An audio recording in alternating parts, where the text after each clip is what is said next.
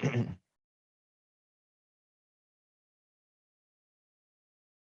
guys, welcome to the power packed revision of Sales of Goods Act 1930।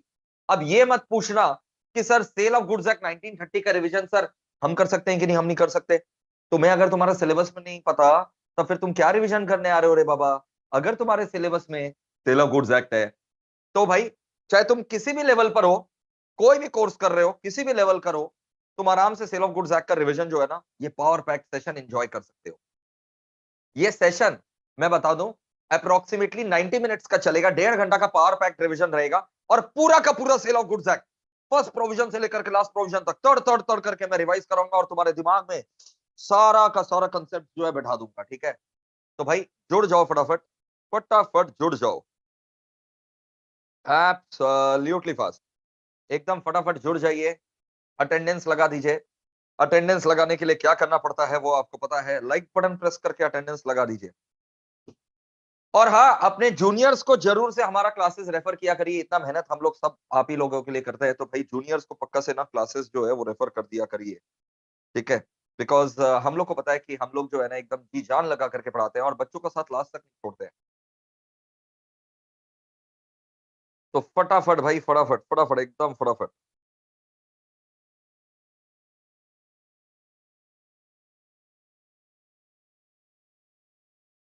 So join live now absolutely fast. ठीक है, absolutely fast बेटा, एकदम absolutely fast. और मैं तुम लोग का चैट देख लेता हूँ भाई।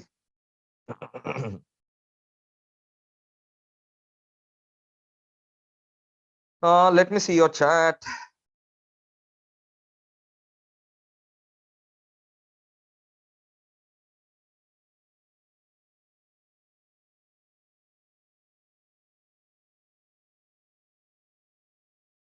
हाँ जी, सारे बच्चे आ चुके हैं, चलो स्टार्ट करते हैं।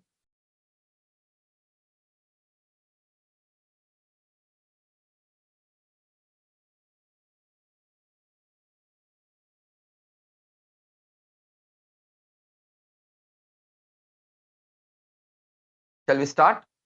Let us start. Let us start.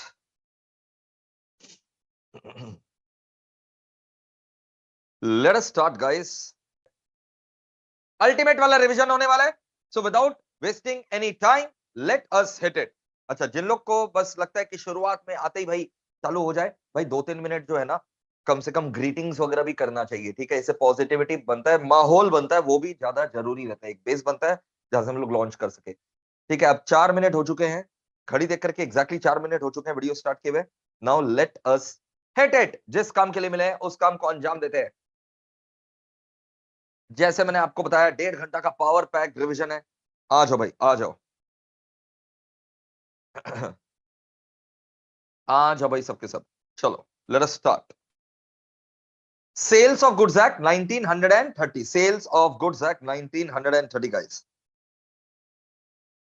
पेश है सेल्स ऑफ गुड्स एक्ट 1930। आ जाइए।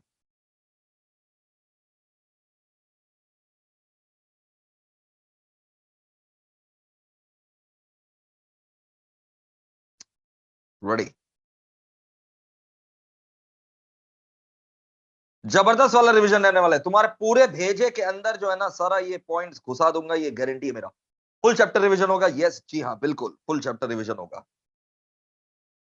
बिल्कुल जी, फुल चैप्टर रिवीजन होगा। पार्ट चैप्टर कुछ नहीं होता रे, पूरे चैप्टर रिवीजन होता है। तो भाई इतना मेहनत कर रहे हैं, बदले में खाली तुमसे एक ही चीज चाहिए, अच्छा मार्क्स, और कुछ नहीं।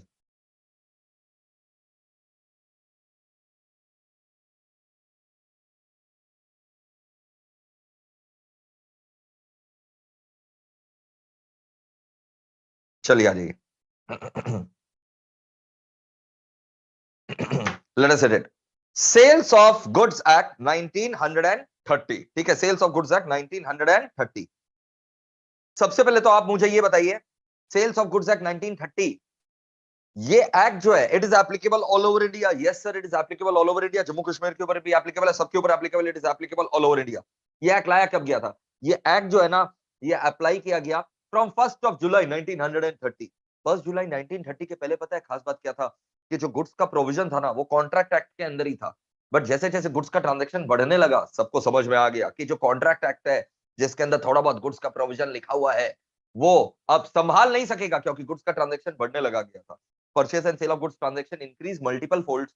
पहले गुड्स का प्रोविजन कहां पर था? कॉन्ट्रैक्ट एक्ट के अंदर था। बट जैसे जैसे ट्रांजैक्शन बढ़ गया, लॉ मेकर्स को भी समझ में आ गया अब एक सेपरेट एक्ट का दरकार है गुड्स को गवर्न करने के लिए। तो कॉन्ट्रैक्ट एक्ट में जो थोड़ा बहुत गुड्स का प्रोविजन था, वो बाहर किया गया कॉन्ट्रैक्ट एक्ट से, और बहुत सारा प्रोविजन डाला गया, और एक फुल फ्लेजेड एक्ट का जन्म हो गया, sales of goods act 1930, which became applicable all over India. ठीक है, and it is now applicable all over India, and it became applicable from 1st of July 1930. यहां तक का कंसेप्ट क्लियर है? अब दोस्तों, आखिर ये कॉन्ट्रैक्ट ऑफ सेल क्या होता है? मैं आपको बता दूं, ये जो कॉन्ट्रैक्ट ऑफ सेल होता है बेटा, ये कॉन्ट्रैक्ट ऑफ सेल के अंदर सेल भी आता है, अग्रीमेंट टू सेल भी आता है। सुजल, चलो ध्यान लगाओ, कॉन्ट्रैक्ट ऑफ सेल जो है ना, इट्स अ ब्रॉडर टर्म, इसके अंदर सेल भी आता है और एग्रीमेंट टू सेल भी आता है। सबसे पहले हम लोग बात करते हैं कि आखिर कॉन्ट्रैक्ट ऑफ सेल क्या होता है। What is the definition of the contract of sale? What do you mean by contract of sale? तो ऐसा है, contract of sale means transfer. Contract of sale means a contract. Contract of sale means a contract in which seller transfers or agrees to transfer. Seller transfers or agrees to transfer the property in goods to buyer for a consideration called price. Contract of sale means a contract in which seller transfers or agrees to transfer the property in goods, yani ownership in goods, to the buyer for consideration called price. So it's a contract whereby seller. Contract of sale क्या है? According to section 4, contract of sale means a contract whereby the seller transfers or agrees to transfer the property in goods to buyer for consideration called price. Now, if we break down this definition, if we break down the definition of the contract of sale, we get several features out of it. पहला feature क्या होता है? क्या बोला गया यहाँ पर? दो पार्टी रहेगा। Seller transfers or agrees to transfer the property in goods to buyer for consideration called price. तो सबसे पहला feature of contract of sale है कि भैया there are two parties, so it's a bilateral contract. The first feature of contract of sale is it's a bilateral contract. पहला feature क्या है भाई? पहला फीचर ये है कि भाई ये bilateral contract है. It's a bilateral contract. What in by bilateral contract? Bilateral contract means there are two parties involved, one seller and one buyer. Bilateral contract मतलब दो पार्टी इन्वॉल्व है, one seller and one buyer, because nobody can buy himself his good, nobody can buy himself his good. आप अपना सामान खुद से खरीद सकते हैं क्या? हाँ, चलो ये पेन मेरा ही है, मैं खरीदता हूँ, इस पॉकेट से उस पॉकेट में रुपया रख दिया और लेफ्ट पॉकेट से रुपया निकाल करके राइट पॉकेट में रख दिया। अरे नहीं रे बाबा, nobody can buy himself his goods, so it requires two parties, one will be the seller and one will be the buyer, so it's a bilateral contract. Second feature of contract of sale होता है, second feature of contract of sale होता है transfer, agreement to transfer, both are covered. Transfer मतलब sale, agreement to transfer मतलब agreement to sale. तो contract of sale is a broader term जिसके अंदर cell भी आता है और अग्रीमेंट टू सेल भी आता है। सेल में क्या होता है? ट्रांसफर हो जाता है तुरंत, ownership of the goods. Agreement to sale में क्या होता है? ओनरशिप तुरंत ट्रांसफर नहीं होता, फ्यूचर डेट पर ट्रांसफर होता है। तो कॉन्ट्रैक्ट ऑफ सेल के अंदर, लेकिन याद रखना, contract of sale broader term है, उसके अंदर सेल भी आता है और एग्रीमेंट टू सेल भी आता है। Contract of sale is a broader term, it includes sale also and agreement to sell also. मक्खन से। प्रॉपर्टी इन गुड्स, प्रॉपर्टी इन गुड्स मतलब ओनरशिप ऑफ द गुड। प्रॉपर्टी इन गुड्स का मतलब क्या होता है भाई, बता दो? प्रॉपर्टी इन गुड्स का मतलब क्या होता है भाई, बता दो? Ownership of the goods. Property in goods का मतलब होता है ओनरशिप ऑफ द गुड्स। जी हाँ, तो ownership of the good, transfer और agree to transfer, ownership of the goods. Subject matter क्या है? गुड्स है। कॉन्ट्रैक्ट ऑफ सेल का सब्जेक्ट मैटर क्या होता है? गुड्स होता है। ठीक है, एंड कंसिडरेशन कॉल क्या बताओ तो? प्राइस। अच्छा एक चीज बताओ ना मेरे बच्चों, मेरे बच्चों एक चीज बताओ, मैं तुम लोग से पूछ रहा हूं, क्या गुड्स के बदले में पूरा गुड्स चलेगा क्या? मैंने तुमको गुड्स बेचा और तुमने बदले में क्या दिया? मेरे को गुड्स पकड़ा दिया। गुड्स के बदले में गुड्स चलेगा क्या? नहीं, वो बाटर सिस्टम हो जाता है, तो वो सोगा के अंदर कवर नहीं होता। गुड्स के बदले में गुड्स नहीं चलेगा। गुड्स के बदले में क्या चलेगा? Monetary consideration. गुड्स के बदले में मनी चलेगा क्या? बिल्कुल, गुड्स के बदले में मनी चलेगा। थोड़ा गुड्स थोड़ा मनी चलेगा क्या? बिल्कुल चलेगा। गुड्स के बदले में पूरा गुड्स नहीं चलेगा, it will be a barter transaction, will not be covered under SOGA. SOGA allow नहीं करता। गुड्स के बदले में थोड़ा गुड्स, थोड़ा पैसा, थोड़ा मनी चलेगा, हाँ चलेगा। गुड्स के बदले में पूरा मनी, दौड़ेगा दौड़ेगा। क्लियर है सर? कॉन्ट्रैक्ट ऑफ सेल एक जेनेरिक टर्म है, जीनस है, जिसके अंदर दो टाइप के कॉन्ट्रैक्ट बनते हैं, एक तो सेल का और एक अग्रीमेंट टू सेल का। सेल में क्या होता है? seller transfers the property in goods, seller transfers the property in good to buyer for consideration called price. agreement to sell में seller agrees to transfer the property in goods to buyer for consideration called price. ये तो sale and agreement to sell का definition. Salient features of contract to sell अभी अभी हम आपको बताएं, ठीक है। What are the salient features of contract to sell, फटाफट बता दो। ये सारे के सारे बच्चे वीडियो देख सकते हैं जिन लोग के सिलेबस में सो गए, और कल से हमारा नया बैच स्टार्ट हो रहा है, तो जूनियर्स को पक्का रेफर कर दीजिएगा कल से, जो हमारा नया बैच 11 बजे स्टार्ट हो। अच्छा दोस्तों और भाई गूगल ड्राइव पेन ड्राइव आप जब चाहें Google drive pen drive book कर सकते हैं maplclasses.com पर, ठीक है। अच्छा दोस्तों एक बात बताओ ना, अभी अभी मैंने आपको बताया salient features of contract of sale, तो सेलियन फीचर यानी main feature of contract of sale क्या? बायलैटरल कॉन्ट्रैक्ट होना चाहिए। और बताओ बायलैटरल कॉन्ट्रैक्ट के अलावा और क्या होना चाहिए? Transfer agreement to transfer both are covered, transfer and agreement to transfer यानी sale agreement to sell both are covered. Subject matter will be goods, subject matter will be goods, consideration is called price. अच्छा ये भी याद रखना, other features of Indian Contract Act 1872 must also be satisfied. जो other features होते हैं ना contract Act 1872 का, वो यहां पर सैटिस्फाई करना पड़ेगा। मतलब ऑफर एक्सेप्टेंस होना चाहिए, फ्री कंसेंट होना चाहिए, legal object, legal consideration, legal capacity of the parties, intention to create legal relationship, वो सब तो होना ही चाहिए। Done done done. Sir goods का डेफिनेशन क्या होता है? बेटा गुड्स का डेफिनेशन दिया गया बेटा आपके सेक्शन 2 क्लॉज नंबर 7 में। गुड्स का डेफिनेशन दिया गया सेक्शन 2 का क्लॉज नंबर 7, सेक्शन 2 का क्लॉज नंबर 7 में। गुड्स का डेफिनेशन मेरे को बता दो क्या होता है, फटाफट बता दो बेटा। गुड्स क्या होता है? Goods mean every kind of, बिल्कुल सही जवाब, goods mean every kind of movable property. Immovable goods नहीं माना जाता, मतलब लैंड बिल्डिंग का अगर खरीदा बेची का तुम सौदा करोगे ना, वो सोगा में कवर नहीं होगा। लैंड बिल्डिंग इमूवेबल प्रॉपर्टी है, वो गुड्स नहीं माना जाता। उसका खरीदा बेची का कॉन्ट्रैक्ट इंडियन कॉन्ट्रैक्ट एक्ट 1872 में कवर होगा, सोगा में कवर नहीं होगा। जबरदस्त sir.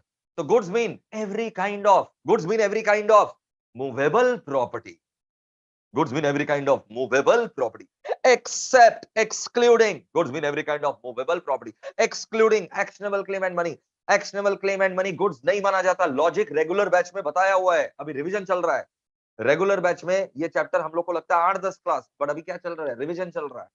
So goods mean every kind of movable property except actionable claim and money, but includes stock, share, growing crops, grass, trees, and other things which are attached to the land and agreed to be severed, yani separated before the contract of sale is entered into. If they are agreed to be severed, yani separated before the contract of sale is entered into. Once again, goods का definition मेरे को बताओ। Goods mean every kind of movable property except actionable claim and money, but includes, वापस एक बार, goods mean every kind of movable property except actionable claim and money, but includes stock, share, growing crops, grass, trees, and other things which are attached to the land, provided they are agreed to be severed, separated before the contract of sale. मक्खन sir, जैसे मैं अगर तुमको बोलूं कि मैं तुम्हें जमीन बेच रहा हूं, ठीक है, अब लैंड जो है ना उसमें ट्रीज वगैरह भी है, क्रॉप्स वगैरह भी है। मैं तुम्हें जमीन बेच रहा हूं 60 लाख में, 60 लाख में जमीन बेच रहा हूं। I am selling you the land for rupees 60 lakh, 60 lakh रुपया में मैं तेरे को जमीन बेच रहा है। लैंड में बेच रहा है कितना लाख में? 60 लाख में, 60 लाख में लैंड बेच रहा है। और उसमें जो ट्रीज क्रॉप्स है ना उसको अलग से मैंने आइडेंटिफाई किया 40 लाख।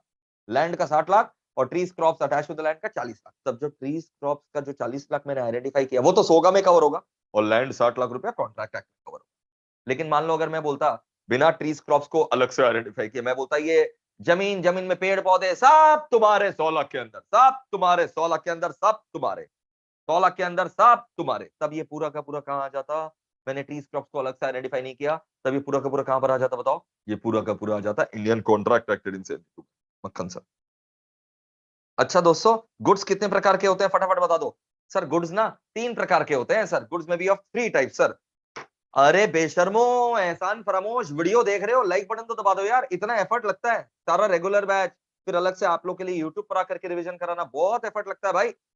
फटाफट लाइक बटन दबा दो। और जो गूगल ड्राइव पेन ड्राइव में देख रहे हैं वो बोलेंगे लाइक बटन कैसे दबा दें? अरे मन में दबा दो, और जिसके लिए पॉसिबल है लाइक बटन दबाना वो लाइक बटन दबा दो भाई, ठीक है। एहसान फरामोश मत हुआ करो।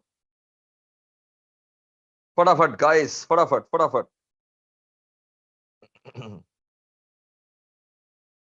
क्या बात है? हाँ जी, गुड्स कितने प्रकार के होते हैं बेटा? गुड्स जो है ना, गुड्स में बी ऑफ 3 टाइप्स। फटाफट एकदम, गुड्स में be of 3 types. Existing good, future good, contingent good. existing goods, future goods, contingent goods। सबसे पहले existing goods, the goods which exist at the time of the contract of sale, the goods which exist at the time of the contract of sale, वो बनाया जा चुका है, manufacture हो चुका है, they exist at the time of the contract of sale। existing goods are those goods which exist at the time when the contract of sale is entered into, they are existing, they are owned and possessed by the seller। So those goods which already exist at the time of the contract of sale and owned and possessed by the seller are called existing goods, they are in existence, they our own and possessed by the seller. ये हो गया existing goods. अच्छा, existing goods भी मेरे प्यारे बच्चों तीन प्रकार का होता है। एग्जिस्टिंग गुड्स भी तीन प्रकार का होता है, specific good, ascertained good, unascertained good. Existing goods में be of also three types, specific good, ascertained good and unascertained good. Specific, ascertained and unascertained. अगर एग्जिस्टिंग गुड केवल एक ही प्रकार का है तो उसको हम लोग क्या बोलते हैं बताओ? Specific goods. This are identified and agreed upon. Existing goods केवल एक ही प्रकार का है and these are identified and agreed upon at the time of contract of sale, उसको हम लोग बोलते हैं स्पेसिफिक गुड। जैसे ये देखो, मैं सेलर हूं इस पेन का, बायर मेरे को आकर के बोला मेरे को ये पेन, ये ऑलरेडी बनाया जा चुका है, हाँ तो ये एग्जिस्टिंग है। और भाई हम लोग इसी गुड्स के बारे में अग्री कर ले रहे हैं at the time of the contract of sale. These are identified and agreed upon. ऐसा नहीं कि बाद में आइडेंटिफाई होगा, these are already identified and agreed upon at the time of contract of sale. तो ये क्या हो गया बताओ? ये क्या हो गया बताओ? एग्जिस्टिंग तो था ही, ये स्पेसिफिक हो गया because these are identified and agreed upon at the time of contract of sale, तो ये स्पेसिफिक हो गया। असर्टेन क्या होता है? हाँ, जब बायर जो है ना, लॉट्स ऑफ एग्जिस्टिंग गुड्स का ऑप्शन है और वो चूज करता है। जब बायर के पास बहुत सारा ऑप्शन है और वो चूज करता है, जैसे टीवी का शोरूम है, बहुत सारा ऑप्शन है, वो चूज कर रहा है, तो जब बायर को चूज करना रहता है तो असर्टेन गुड्स, ठीक है। अनअसर्टेन गुड क्या हो जाता है? जब बायर चूज कर रहा है तो असर्टेन गुड। जब बायर डिस्क्राइब कर रहा है, बायर जो है डिस्क्राइब कर रहा है, मान लो बहुत बार होता है ना, तुम लोग शोरूम वाला को फोन करके डिस्क्राइब कर देते हो, जैसे मैं तो शोरूम वाला को फोन करके डिस्क्राइब कर देता हूँ, हाँ मेरे को 42 इंच का एलईडी टीवी दीजिएगा, फिलिप्स का होना चाहिए 42 इंच एलईडी टीवी, ठीक है। तो ये क्या हो गया बताओ? Buyer is placing the order, ठीक है, just by describing the features of the good. तो ये क्या हो जाता है? अनअसर्टेन गुड, ठीक है। तो एग्जिस्टिंग गुड तीन प्रकार का होता है, क्या क्या? Specific, which are identified and agreed upon at the time of contract or sale. Ascertain, that the buyer will choose from. Uncertain, that buyer will describe from. Uncertain, that buyer will describe, ठीक है। Regular batch में एक दो घंटा तक पूरा यही सब चलता है, अलग अलग एग्जांपल्स के जरिए समझाया जाता है। अभी रिवीजन बैच चल रहा है। रिवीजन मेरे को भाई समझो तुम, पूरा एक क्लास में होगा का रिवीजन कराना है, बट यहां तक क्लियर हो गया सर, पूरा याद आ गया सर। एग्जिस्टिंग गुड कितने प्रकार के होते हैं? तीन, specific, ascertained and uncertain. Future good क्या होता है? फ्यूचर गुड तो अभी तक बनाया ही नहीं किया है। फ्यूचर गुड जो है कॉन्ट्रैक्ट ऑफ सेल एंटर होगा उसके बाद इसका मैन्युफैक्चरिंग किया जाएगा। So these will be manufactured after the contract of sale is entered in. Future goods are those goods which have not been manufactured now and it will be manufactured after the contract of sale is entered into. Contingent goods क्या होता है? The acquisition of which by the seller is not certain. The acquisition of which by the seller is uncertain. The acquisition of the goods by the seller is also uncertain because say for example the goods coming by ship. If the goods are coming by ship, seller को मिलेगा कि नहीं मिलेगा कोई ठीक नहीं है।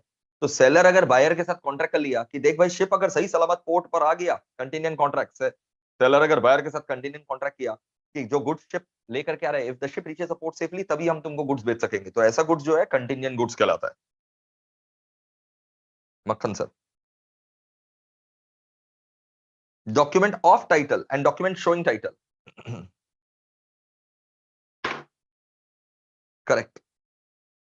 अरे बेशर्मो, इतने सारे बच्चे वीडियो देख रहे हैं, more than 500 students are live.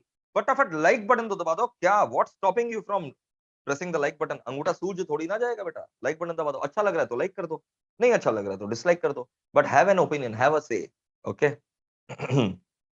इतना मेहनत करते हैं तो एहसान फरामोश नहीं होना चाहिए।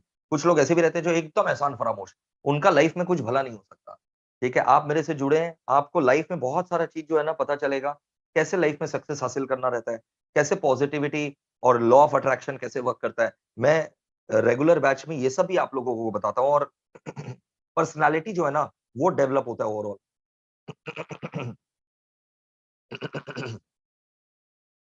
Document of title and document showing title, देखो बेटा दोनों में क्या फर्क है। डॉक्यूमेंट ऑफ टाइटल जो है ना, it's a bearer document. Document of title is a bearer document. Bearer document मतलब उसमें किसी का नाम नहीं लिखा हुआ है। अगर वो डॉक्यूमेंट तुम्हारे पास है तो तुम ही ओनर माना जाएगा गुड्स का, तुम ही ओनर माना जाएगा गुड्स का, भाई तुम ही ओनर माना जाएगा गुड्स का अगर वो डॉक्यूमेंट तुम्हारे पास है। ये क्या हो गया बताओ? Document of title. इसलिए अपने इसको क्या बोलते हैं बताओ? Document of title.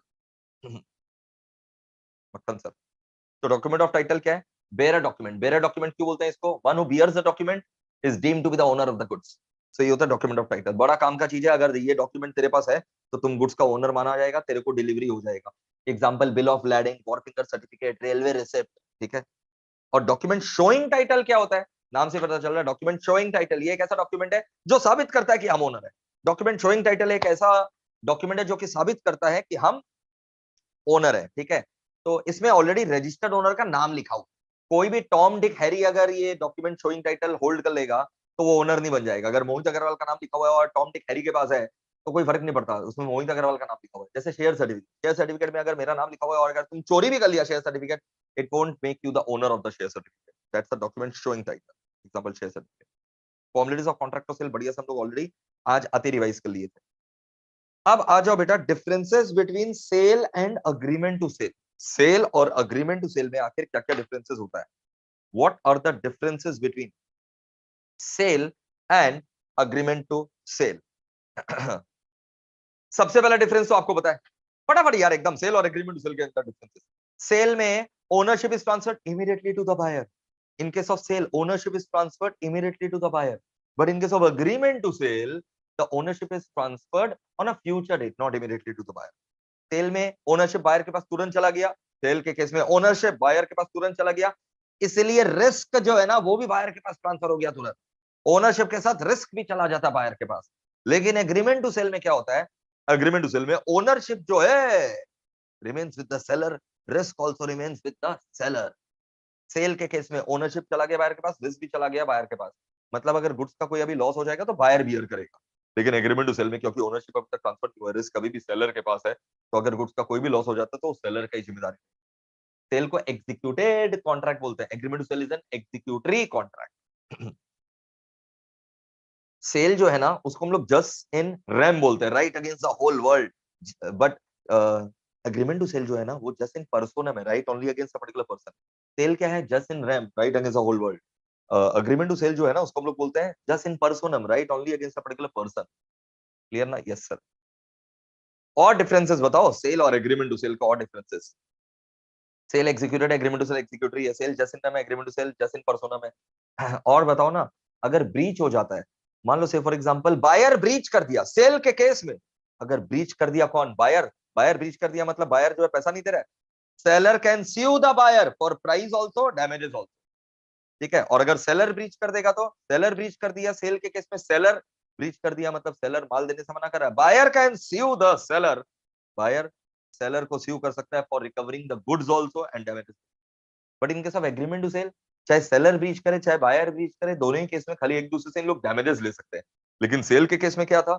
सेल के केस में बायर अगर ब्रीच कर रहा था तो सेलर स्यू कर सकता था बायर को अपना प्राइस के लिए और डैमेजेस दोनों। से अगर सेलर ब्रीच कर रहा था, बायर स्यू कर सकता था सेलर को for goods as well as damage. But agreement to sale में ये दोनों केस में खाली डैमेजेस के लिए ही स्यू किया जा सकता है in case of agreement to sale. मक्खन सर, सेल जो होता है बेटा, सेल ये आपका एग्जिस्टिंग और वो भी स्पेसिफिक गुड्स का होता है। सेल खाली स्पेसिफिक गुड का होता है। एग्रीमेंट टू सेल तो एग्जिस्टिंग, फ्यूचर, कंटीन्यूअस सारे गुड का होता है। एग्रीमेंट टू सेल तो तुम सारे गुड्स का कर सकते हो, लेकिन सेल खाली तुम एग्जिस्टिंग एंड स्पेसिफिक गुड्स का कर सकते हो। Done done done done. Moving on to sale and hire purchase का डिफरेंस। सेल में ownership is transferred immediately, but in case of hire purchase, in case of hire purchase ownership is not transferred immediately, it is transferred only on the payment of the last instalment. In case of hire purchase, ownership is transferred only on the payment of the last installment. Sale के case में parties को क्या बोलोगे? Buyer and seller. वहां पर क्या बोलोगे? वहां पर बोलोगे hire purchaser and hire vendor. Sale is governed by SOGA 1930, hire purchase governed by hire purchase act 1972।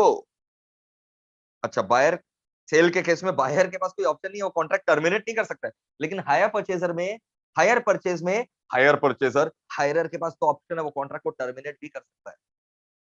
Clear है सर? सेल के केस में consideration is called price. Consideration को हम लोग क्या बोलते हैं? प्राइस बोलते हैं। लेकिन हायर परचेस में हम लोग क्या बोलते हैं? हायर चार्जेस बोलते हैं। क्लियर है सर? मक्खन एकदम।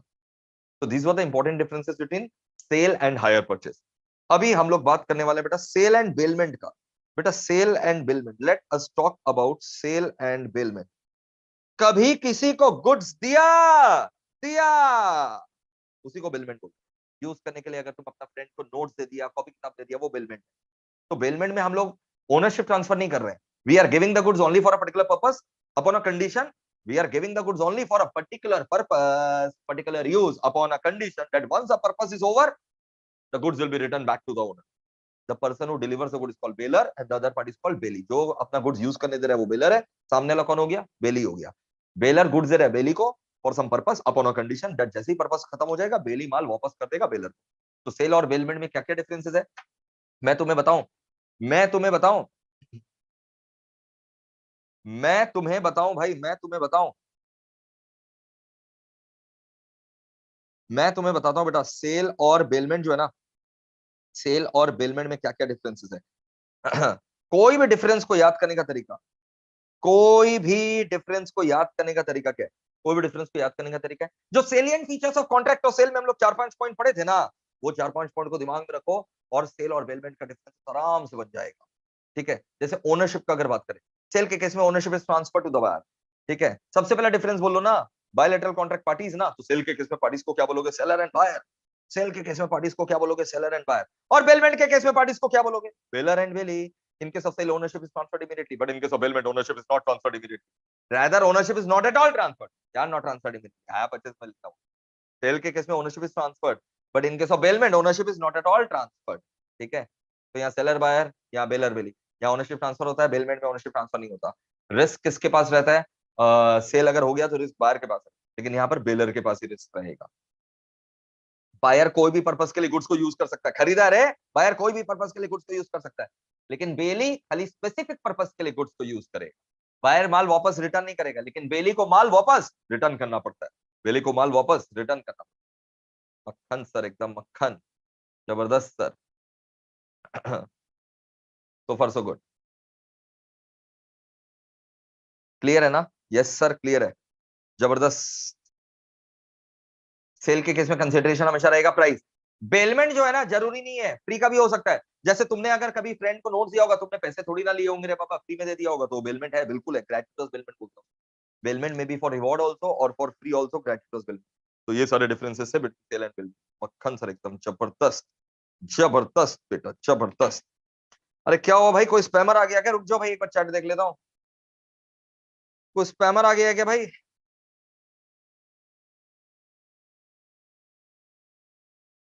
अरे हाँ भाई, स्पैमर आ गया है, स्पैमर आ गया भाई, स्पैमर। स्पैमर को भगा दीजिए प्लीज। और यार स्पैमर जो है ना, अगर वो आ भी जाता है तो इससे कोई फर्क नहीं पड़ता, ठीक है। क्योंकि वो स्पैमर, समझो भाई समझो, बहुत लोगों की जलती है, इसलिए वो जो है ना, अपने अपने स्पैमर को भेज देते हैं, खुद से तो मेहनत होता नहीं है। ठीक है, इनको खाली नचवा लो, और वो हमें आता नहीं है, हमें जो है भाई बेस्ट क्वालिटी एजुकेशन देना आता है। ठीक है, अब अगर सच्चाई हम बोले तो 2021 में सबसे ज्यादा रैंकर्स जो है वो हमारे यहीं से आए हैं। बट हमें क्या है, नाच गाना में हम लोग थोड़ा कमजोर हैं, और ट्रेनिंग सेशन लेने का भी हमारे पास वक्त नहीं है, यू अंडरस्टैंड। क्योंकि सारे फैकल्टीज जो है सुबह से लेकर के रात तक खाली क्वालिटी कंटेंट के ऊपर ही जो है रिसर्च करते रहते हैं, और खुद भी पढ़ते रहते हैं और पढ़ाते भी रहते हैं, तो हमें जुम्बा क्लासेस और ट्रेनिंग वगैरह जो है लेने का समय नहीं मिलता। तो क्या करे भाई, चलो कोई बात नहीं, कोई बात नहीं बेटा, कोई बात नहीं। चलो, स्पैमर को भगा दिया गया है, अब सब शांत रहें और अच्छे से क्लासेस का मजा उठाएं, और सच अपने आप सामने आ जाता है, सच अपने आप सामने आ जाता है भाई।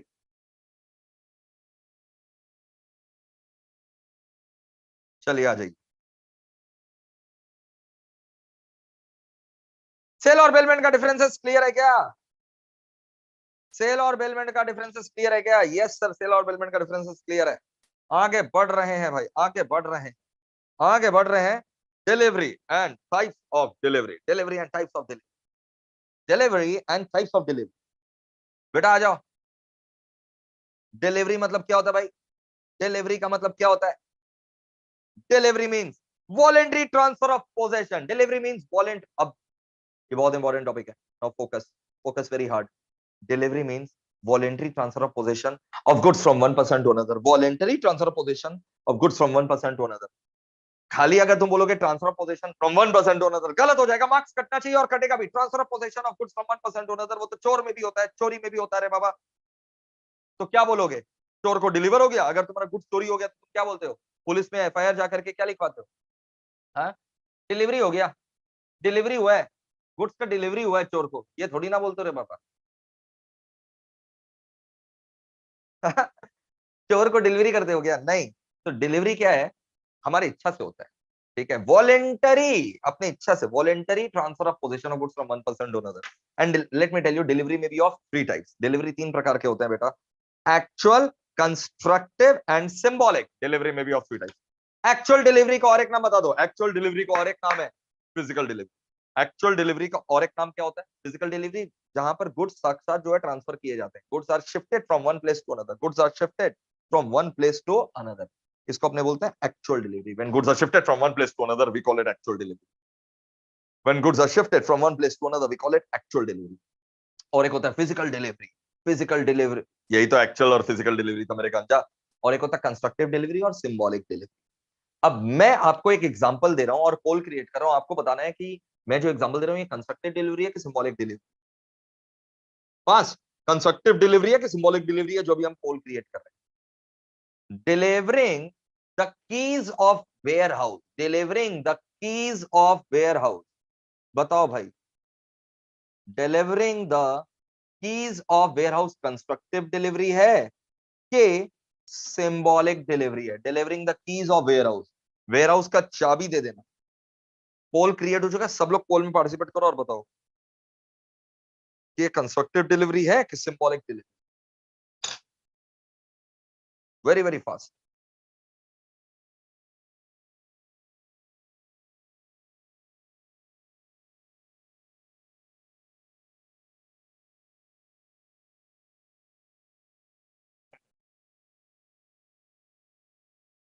शुभ्रो, दिल जीत लिया। शुभ्रो बोल रहे दूसरे पढ़ाते हैं मगर मोहित सर फील करा देते हैं। देवज्योति बोल रहा है sir is not just a teacher, he is the epitome of a true master, is our inspiration, our big brother, I will never let you down, till the day I breathe I will never let my students down, that's a promise. अरे बेशर्मो, पोल create, पोल में तुमको answer देने बोल रहे हैं ना, पोल में तुम्हें आंसर देने बोल रहे हैं और तुम लोग क्या कर रहे हो? हाँ, चैट में स्पैम कर रहे हो। चैट में स्पैम मत करो, पोल क्रिएट हुआ है, पोल में जाकर के आंसर करो बाबा, पोल में आंसर कर बाबा।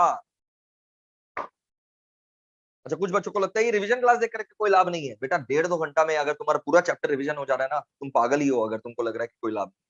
और जो नहीं करवाएंगे ना रिवीजन, वो तो बोलेंगे नहीं नहीं कोई लाभ नहीं है। अरे भाई मेरे को पता है कितना एफर्ट्स लगता है, कितना फास्ट फास्ट बोलना पड़ता है, मुंह तक दुख जाता है। एक रिवीजन क्लास 1.5-2 घंटा का इज इक्वल टू एक दिन का मेरा 4 बैच। भाई 34% बच्चे जो है ना एकदम हाई हो रखे हैं, 34% बच्चे जो है ना एकदम हाई हो रखे हैं। इनको क्रूज से नीचे उतारो रे, इनको क्रूज से नीचे उतारो। 34% बच्चों को, ये क्रूज में ही पड़े हुए हैं,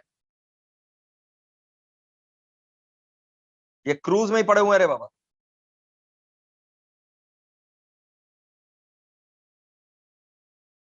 इनको क्रूज से नीचे उतारो।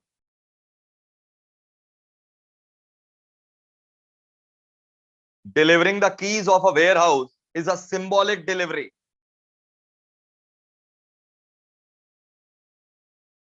ये देखो, सिंबॉलिक डिलीवरी क्या होता है?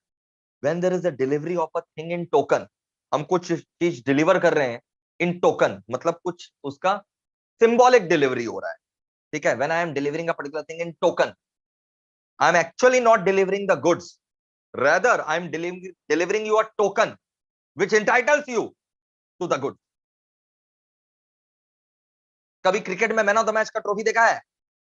बाइक मिलता है तो क्या साक्षात बाइक को ऐसे गोदी में उठा करके दिया जाता है क्या? नहीं, एक चाबी दिया जाता है, वो क्या है? टोकन है। तो when delivery of goods take place by delivering a token, by delivering a token, ठीक है, इसको हम लोग क्या बोलते हैं बताओ? Symbolic delivery. इसी को हम लोग सिंबॉलिक डिलीवरी बोलते हैं। जैसे delivering the keys of warehouse, keys of warehouse containing the goods, उसका जो चाबी था वो मैंने बायर को दे दी। Delivering the keys of warehouse, symbolic delivery. वैसे ही अगर मान लो bill of lading, wharfinger certificate, railway receipt, ये सब जो डॉक्यूमेंट ऑफ टाइटल होता है ना, वो मैंने दे दिया तो सिंबॉलिक डिलीवरी है रे। मैंने बताया था ना कि डॉक्यूमेंट ऑफ टाइटल एक ऐसा डॉक्यूमेंट होता है जिसमें नाम लिखा हुआ नहीं है, अगर वो तुमको दे देंगे तो you are entitled to claim the goods, you are entitled to claim the goods. तो अगर bill of lading, wharfinger certificate, railway receipt मैंने किसी और को दे दिया तो समझ लो डिलीवरी हो गया गुड्स का। कौन सा वाला डिलीवरी? सिंबॉलिक वाला। कंस्ट्रक्टिव डिलीवरी क्या होता है? कंस्ट्रक्टिव डिलीवरी ये होता है भाई, डिलीवरी हो भी गया लेकिन गुड्स का जगह वही रहा, गुड्स पहले जिस जगह पर था अभी भी उसी जगह पर है। जैसे मान लो से फॉर एग्जांपल ए ने गुड्स बेचा बी को, ठीक है, और मैं जो हूं ना, मैं वेयर हाउस कीपर हूं, गोडाउन कीपर हूं, godown keeper, warehouse keeper, ठीक है। ए ने गुड्स बेचा बी को, पहले जो है ना, ए का जो गुड्स रखा हुआ रहता था, वेयर हाउस कीपर मैं हूं, ठीक है। तो ए ने मेरे यहाँ पर भाड़ा का गोडाउन लेकर के अपना गुड्स रख रखा था। मेरे को भाड़ा कौन देता था? ए। अब बी मेरे पास आया, बी मेरे को आकर के बोला कि देखो देखो, मैं तो ओनर बन गया हूँ, डॉक्यूमेंट भी दिखा दिया। मैंने बी को कॉन्ग्रेचुलेशन किया, भाई बढ़िया बात है, तो गुड्स खाली कर ले जा। बी बोला मैं तो भाई गुड्स कहाँ लेकर के जाऊंगा, मैं तुम्हारे बगल में गोडाउन में शिफ्ट करूंगा, इससे अच्छा यहीं रहने दो। मैं बोला ठीक है, कोई दिक्कत नहीं है। अभी तक भाड़ा ये देता था, अब भाड़ा तुम दे दे भी।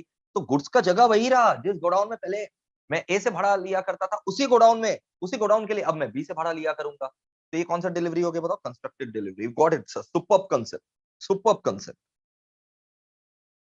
जबरदस्त, अद्भुत, माइंड ब्लोइंग। आगे बढ़ रहे हैं।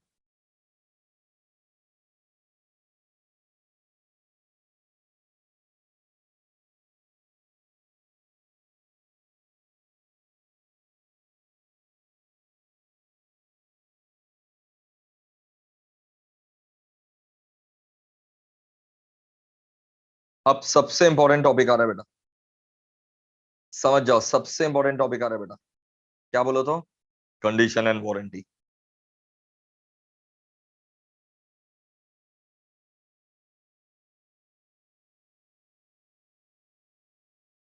सबसे इंपॉर्टेंट टॉपिक आ रहा है बेटा, कंडीशन एंड वारंटी।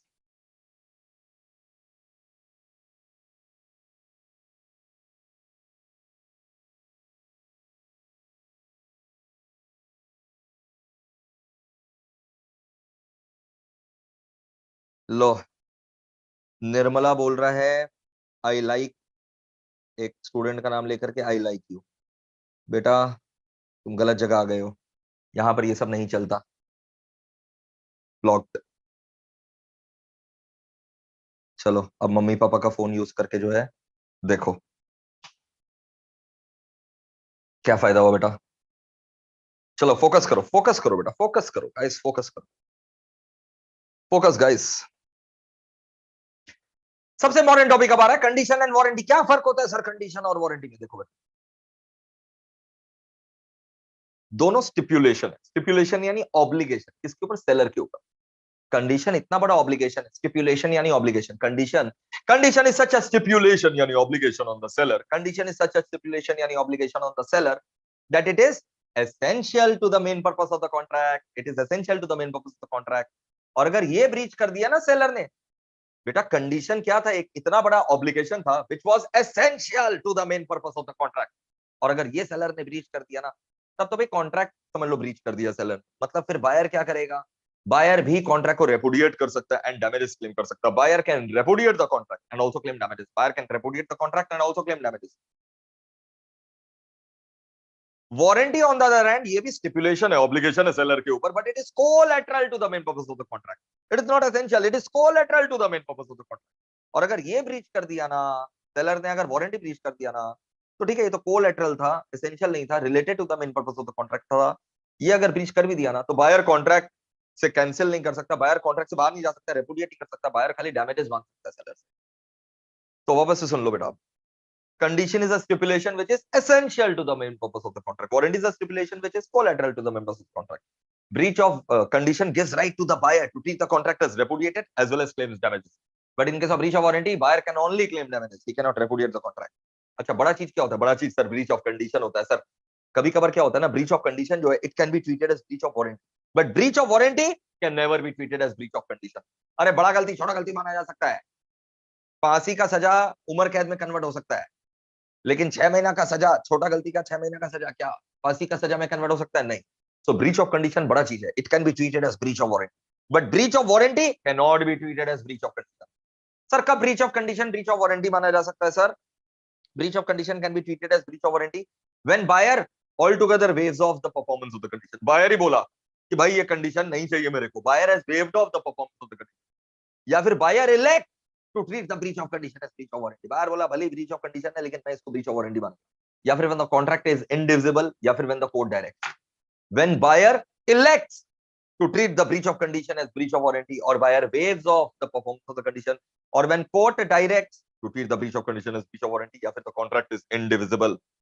अच्छा, कंडीशन ऑफ वारंटी जो है ना, वो बायर और सेलर आपस में एग्री कर सकता है, उसको बोलते हैं एक्सप्रेस कंडीशन, एक्सप्रेस वारंटी। बिल्कुल इन लोग दोनों आपस में एग्री कर सकते हैं। इन लोग क्या होता है, एक्सप्रेस कंडीशन एक्सप्रेस वारंटी, ठीक है, express condition express warranty. But भाड़ में गया express condition express warranty, agree कर लो तो बहुत बढ़िया। कुछ कुछ चीज ऐसा है जो सोगा में ऑलरेडी लिखा हुआ है कि ये कंडीशन और वारंटी सेलर को निभाना ही पड़ेगा। Contract of sale of goods act, contract of sale में हमेशा, कॉन्ट्रैक्ट ऑफ सेल में हमेशा ये कंडीशन वारंटी रहेगा। ये बात ऑलरेडी कानून में लिखा हुआ है। There are some conditions, there are some warranties, there are some conditions and some warranties which are already mentioned in Sale of Goods Act 19, which are already mentioned in SOGA 1930 that seller will have to satisfy। भले buyer और seller आपस में बात नहीं किया हो अलग से, या किया भी हो अलग से, भाड़ में किया, उससे कोई फर्क नहीं पड़ता। कानून में कुछ कुछ ऑलरेडी कंडीशन वारंटी लिखा हुआ है जो सेलर को निभाना पड़ेगा। जो कानून में ऑलरेडी कंडीशन वारंटी लिखा हुआ है जो सेलर को निभाना पड़ेगा, उसको हम लोग बोलते हैं implied condition and implied warranty. अब आप डिस्कस करते हैं अपने implied condition and implied warranty के बारे में कि क्या क्या implied condition and implied warranty है। कोई मेरे को बता सकता है how many implied conditions are there? Correct, there are 7 implied conditions. एक एक करके समझते हैं। 7 इंप्लाइड कंडीशंस का पहले मैं आपको नाम बता देता हूं। कंडीशन एज टू टाइटल है, बिल्कुल sir, condition as to title है, ठीक है। Condition as to title, sale by sample, sale by description, sale by sample as well as by description, ठीक है। Condition as to quality and fitness, merchantable quality and wholesomeness. Last का जोड़ो क्या है? Merchantable quality and wholesomeness. एक एक करके समझते हैं आप, बहुत फास्ट। सबसे पहले कंडीशन एज टू टाइटल। दोस्तों सबसे पहला इंप्लाइड कंडीशन, सबसे पहला इंप्लाइड कंडीशन क्या बताओ? Condition as to title. Condition as to title, condition as to title मतलब भाई एक इंप्लाइड कंडीशन है, एक इंप्लाइड कंडीशन है that seller who is selling the goods is the owner of the goods. Seller is having the ownership right, seller is having the right to sell the goods. Seller अपना ही माल बेच रहा है ना, seller is having right to sell the goods. बाद में अगर पता चला कि सेलर के पास राइट नहीं था, ये तो चोरी का माल बेचा है, तो बायर जो है ना कॉन्ट्रैक्ट को रेपुडिएट कर सकता है, डैमेजेस भी क्लेम कर सकता है। सेलर खुद का माल बेच रहा है, चोरी किया हुआ माल नहीं बेच रहा है। ये implied condition is to title है। ये बायर के अलग से जाकर के सेलर को बोलेगा क्या? नहीं, ये इंप्लाइड है। अलग से अग्रीमेंट करने का दरकार नहीं है। इट इज इंप्लाइड कि सेलर जो माल बेचेगा चोरी किया हुआ नहीं होना चाहिए। ये implied condition is to title है। नहीं तो क्या बायर लोग जाकर के बोलेगा क्या ऐसा माल बेचो जो चोरी किया हुआ नहीं हो? हम लोग क्या दुकानदार को जाकर के बोलेंगे ऐसा माल दिखाओ जो चोरी किया हुआ नहीं हो? दुकानदार भगा देगा। इम्प्लाइड कंडीशन है, हम लोग को बोलेगा दरकार, और बाद में अगर पता चला कि यार ये चोरी का माल था, तो we can repudiate the contract and also claim damages. Sale by sample, भाई अगर सेलर सैंपल दिखाया है ना, सैंपल दिखा करके माल बेच रहा है ना, तो ये इंप्लाइड कंडीशन है। ये इंप्लाइड कंडीशन है that goods should correspond with the sample, goods should match with the sample.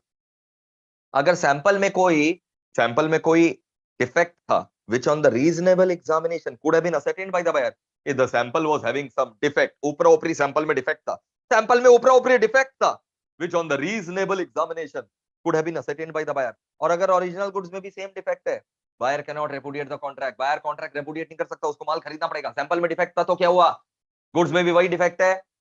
Sample में अगर डिफेक्ट था और उस समय तुमको ऑब्जेक्शन नहीं था, सैंपल में अगर डिफेक्ट था और तुमने उस समय ऑब्जेक्शन नहीं किया बायर, तो गुड्स में भी अगर वही सेम डिफेक्ट है ना, you can not repudiate the contract, तुमको माल खरीदना पड़ेगा। कोई डैमेजेस कुछ नहीं। लेकिन अगर सैंपल में हिडन डिफेक्ट था which on the reasonable examination can never be ascertained by the buyer, and if the goods sold are also having the same hidden defect, तब भाई बायर रेपुडिएट कर सकता है। ऊपरा ऊपरी डिफेक्ट है जो सैंपल में भी था गुड्स में भी था, तब बायर को माल लेना पड़ेगा। लेकिन अगर हिडन डिफेक्ट सैंपल और गुड्स में है, तब बायर कॉन्ट्रैक्ट को रेपुडिएट कर सकता है। याद आ रहा है एग्जांपल दिए थे ऐतराज मूवी वाला, मोबाइल फोन वाला? Yes sir. Sale by description, sale by description में सेलर अगर माल को डिस्क्राइब किया है, इसमें ये फीचर है वो फीचर है, तो गुड्स में वो फीचर होना चाहिए। सैंपल एंड डिस्क्रिप्शन, दिखाया भी है और बताया भी है, ठीक है। सैंपल दिखा भी रहा है और डिस्क्राइब भी कर रहा है, तो गुड्स के अंदर जो है दिखा रहा जो है वो भी होना चाहिए और जो डिस्क्राइब कर रहा है वो भी होना चाहिए फीचर। तो if the goods are sold by sample and description, goods should correspond with the features shown in the sample and describe both. Condition as to quality and fitness क्या होता है? कभी कई बहुत बार क्या होता है, अगर बायर अपना नीड जाकर के बता देता है कि उसको क्यों गुड्स चाहिए, बायर अपना नीड जाकर के बता दिया उसको क्यों गुड्स चाहिए, किसको बता दिया? सेलर को। And seller is engage in that type of business only, then it is a duty, it is an implied condition that seller will have to supply exactly that product with which buyer can satisfy his want. If he supplies the wrong product, buyer can cancel the contract and claim damage. So if the buyer discloses the need to the seller, buyer discloses the need to the seller that for which purpose is he wanting the goods, and seller is engaged in that type of business only, then it is a duty of the seller to supply exactly that product with which buyer can satisfy his want. Priest versus last, priest versus last. ठीक है, husband आया chemist shop में, husband आया chemist shop में जहां पर bottles वगैरह भी रखे जाते हैं। ठीक है, कि उसको एक बॉटल चाहिए, फ्लास्क चाहिए जिसमें गर्म पानी रख रख सके वो। केमिस्ट वाला ने ऐसा फ्लास्क दे दिया जिसमें गर्म पानी डालते ही बॉटल बस्ट हो गया और उसकी बीवी जो है वो इंजर्ड हो गई। भाई ये तो ब्रीच है, क्योंकि बायर ने अपना पूरा नीड को डिस्क्लोज कर दिया था and seller has supplied in the wrong product, so it's a breach of implied. बेटा खाने पीने के चीजों में गड़बड़ी होता है ना, तो होलसमनेस का ब्रीच है। बाद बाकी प्रोडक्ट, कपड़ा, कपड़ा वगैरह में अगर ब्रीच हो रहा है तो ये कंडीशन है टू मर्चेंटेबल क्वालिटी। मैंने ऐसा कपड़ा भेज दिया जिससे बायर को पहन करके खुजली मच गया, इचिंग मच गया पूरे बॉडी में, कपड़ा हाथ में लेकर के आया शोरूम में, तो भाई ये कंडीशन, ब्रीच ऑफ कंडीशन है टू मर्चेंटेबल क्वालिटी का ब्रीच है। ठीक है, और अगर मान लो ऐसा से फॉर मिल्कमैन ने ऐसा मिल्क सप्लाई कर दिया गंदा क्वालिटी का जिसको पी करके टाइफॉइड हो गया, ठीक है, या फिर एक ऐसा हार्ड बन सप्लाई कर दिया जिसको तोड़ करके उसका दांत भी टूट गया, तो ये सब कंडीशन एज टू होलसमनेस का ब्रीच है। मक्खन सर, जबरदस्त, ऑसम। तो 7 इंप्लाइड कंडीशन क्या क्या था मेरे को फटाफट बता दो ना। Condition as to title, sale by sample, sale, come on come on come on. Condition as to title, sale by sample, sale by description, sale by sample and description. Condition as to quality और fitness, merchantable quality, wholesomeness. अब बारी है warranty का, implied warranty का। अब बारी है बेटा इंप्लाइड वारंटी का। आ जाइए बेटा implied warranty.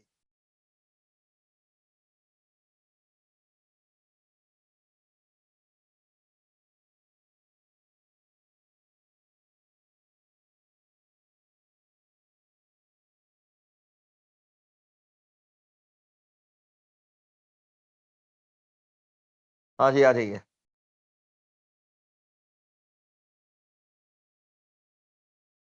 Implied warranty boys and girls. अरे इतने सारे बच्चे वीडियो देख रहे हैं भाई, लाइक बटन दबाना भूल गए। लाइक बटन ठोक दो बेटा, लाइक बटन ठोक दो।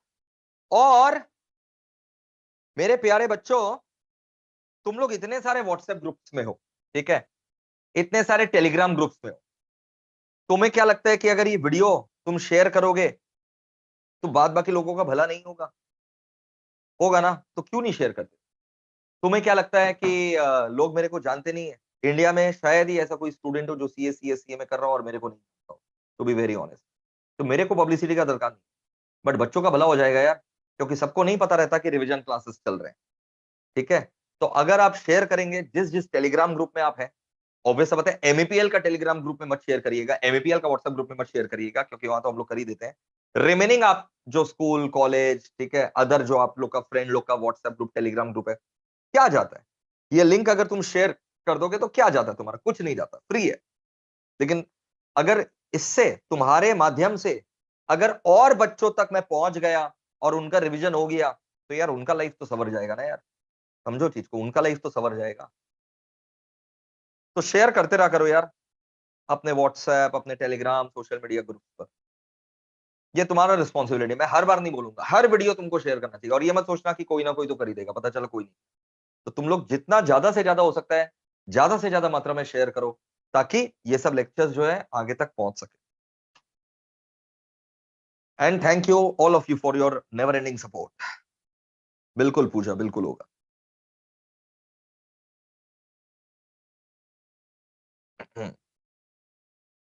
राजीव बोल रहा है सर, ज्यादातर जो टेलीग्राम ग्रुप्स रहते हैं ना उसमें रेस्ट्रिक्शन होती है, लिंक शेयर नहीं करने देते। तो लिंक मत शेयर करो, टेक्स्ट मैसेज तो शेयर कर दो कि मोहित अग्रवाल सर का यूट्यूब चैनल पर लाइव रिवीजन जो है डेली 2 PM होता है, आप लोग आकर के किया करिए। ये तो कर सकते हो, यही कर दो, लिख दो टेक्स्ट ग्रुप में।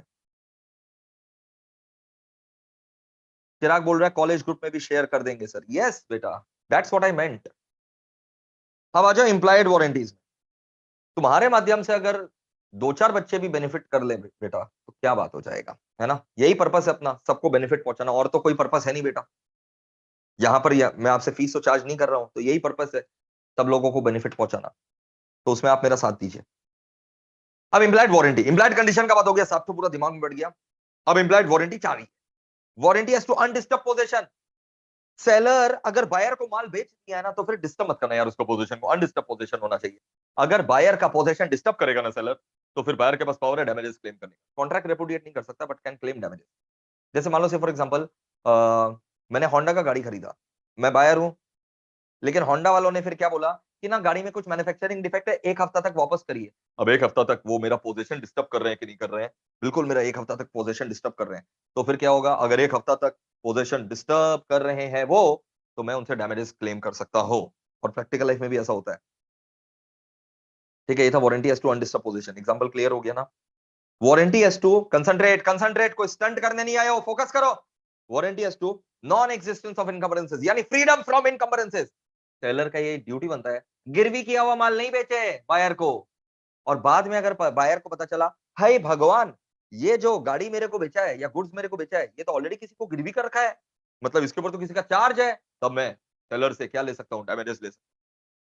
Disclosure of dangerous nature of the goods. भाई आप अगर गुड्स बेच रहे हो तो गुड्स का जो डेंजरस नेचर है, गुड्स का डेंजरस नेचर पक्का से बताओ। So disclosing the dangerous nature of the goods, right? Disclosing the dangerous nature of the goods. Clear है सर? जैसे अगर एसिड का बोतल, अब तो एसिड का सेल ही लीगल है, लेकिन अगर पहले एसिड का बोतल वगैरह बेचा जाता था, या फिर कुछ तुम ऐसा बेच रहे हो जिससे रिएक्शन हो जाए, तो बायर को बताओ क्या इसके हार्मफुल इफेक्ट हो सकते हैं। वारंटी एज टू क्वालिटी और fitness by usage of trade. धंधा करते करते ना हर धंधा का कुछ ना कुछ कस्टम बन जाता है, इजंट इट? धंधा करते करते हर इंडस्ट्री में कुछ ना कुछ कस्टम बन जाता है। तो जो इंडस्ट्री का कस्टम है वो सेलर को सैटिस्फाई करना पड़ेगा। तो मेरे को चार्ट टू इंप्लाइड वारंटी बता दो। Warranty as to undisturbed possession, warranty as to freedom from encumbrances, यानी non existence of encumbrances, disclosure of dangerous nature of good, and धंधा करते करते धंधा का कस्टम बन जाता है। इंडस्ट्री में जो कस्टम सारे सेलर फॉलो कर रहे हैं, वो तुमको भी फॉलो करना पड़ेगा। मक्खन सर, फिर आ जाओ बेटा, caveat emptor, caveat emptor, caveat emptor, let the buyer beware. Caveat emptor क्या बोलता है बेटा? कैविएट एम्प्टर का कंसेप्ट बोलता है, let the buyer beware, let the buyer beware. इतना देर से हम लोग खाली सेलर को ठोके जा रहे थे। सेलर तुम ये करेगा, सेलर तुमको कंडीशन फॉलो करना पड़ेगा, वारंटी फॉलो करना पड़ेगा, seller seller seller. Pragya is asking sir inter का क्लास कब शुरू होगा? न्यू बैच बेटा एक ही हफ्ता हुआ है बेटा, फटाफट आ जाओ, फटाफट आ जाओ बेटा, कुछ ही क्लासेस हुए हैं, फटाफट आ जाओ। और गूगल ड्राइव पेन ड्राइव तो है ही बेटा। अच्छा सुनो ना, कैविएट एम्प्टर मतलब क्या होता है? Let the buyer beware, it is the responsibility according to the rule of caveat emptor, it is the responsibility of the buyer to make a proper selection of the goods. He cannot make the seller liable for his wrong choice, for his wrong selection. तो buyer को आंख नाक कान मुंह सब खोल खाल करके goods खरीदना चाहिए। अगर वो गलत गुड्स खरीद लिया तो सेलर का जिम्मेदारी नहीं है, सेलर माल वापस नहीं करेगा, रिटर्न नहीं होगा, नो एक्सचेंज।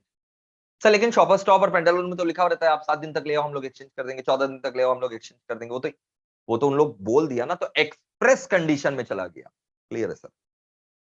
अदरवाइज अगर नहीं बोला हुआ है, बायर अगर गलत कपड़ा खरीद करके ले गया तो उसका साइज मैच नहीं हुआ, या कलर पसंद नहीं आया, या साइज मैच नहीं हो रहा, सेलर का गलती नहीं है, let the buyer beware, buyer भुगतेगा। मक्खन सर, लेकिन इसका एक्सेप्शन है कैविएट एम्प्टर का। कैविएट एम्प्टर क्या बोलता है? ए बायर तेरा गलती है, तुम गलत माल खरीदा तो। लेकिन कैविएट एम्प्टर का एक्सेप्शन सारा का सारा इंप्लाइड कंडीशंस है, जब सेलर का गलती माना जाएगा। कैविएट एम्प्टर बोलता है बायर का गलती है, गलत माल खरीदा तो। लेकिन चलो चलो कुछ कुछ एक्सेप्शन केस में बायर का गलती नहीं मिलेगा, उसको प्रोटेक्शन मिलेगा, सेलर को ठोकेंगे हम लोग। अब वो सारा इंप्लाइड कंडीशन लिख देना, कैविएट एम्प्टर का सारा 7 जो इंप्लाइड कंडीशन है वो एक्सेप्शन में आ जाता है। मक्खन सर,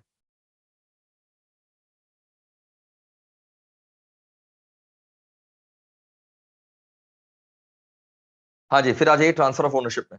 बहुत इंपॉर्टेंट टॉपिक है, बहुत जबरदस्त वाला इंपॉर्टेंट टॉपिक है बेटा, ट्रांसफर ऑफ ओनरशिप, है ना?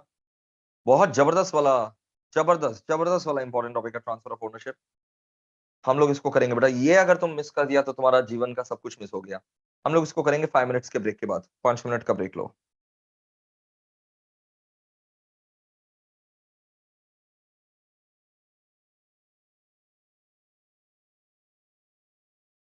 Take 5 minutes break.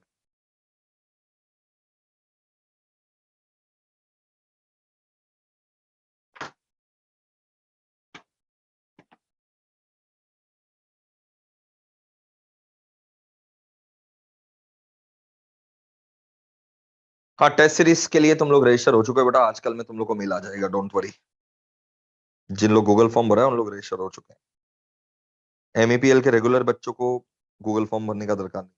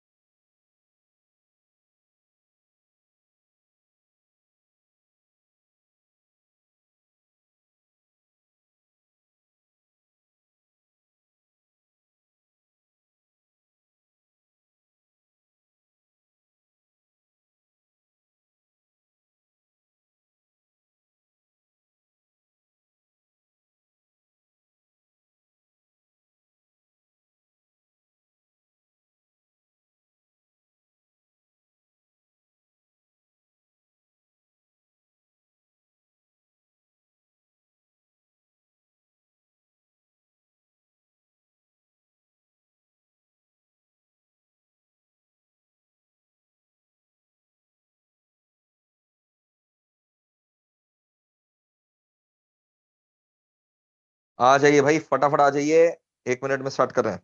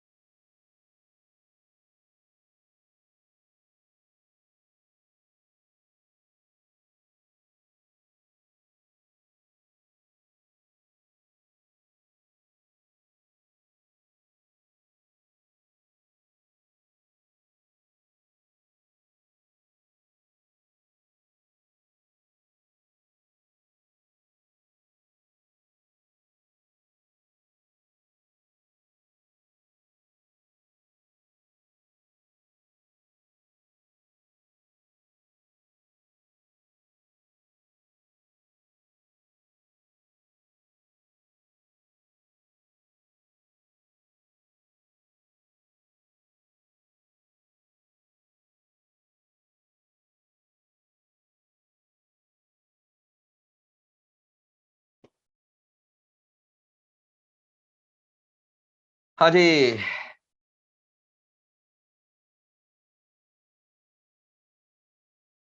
आ जाइए, बैक, वेलकम बैक।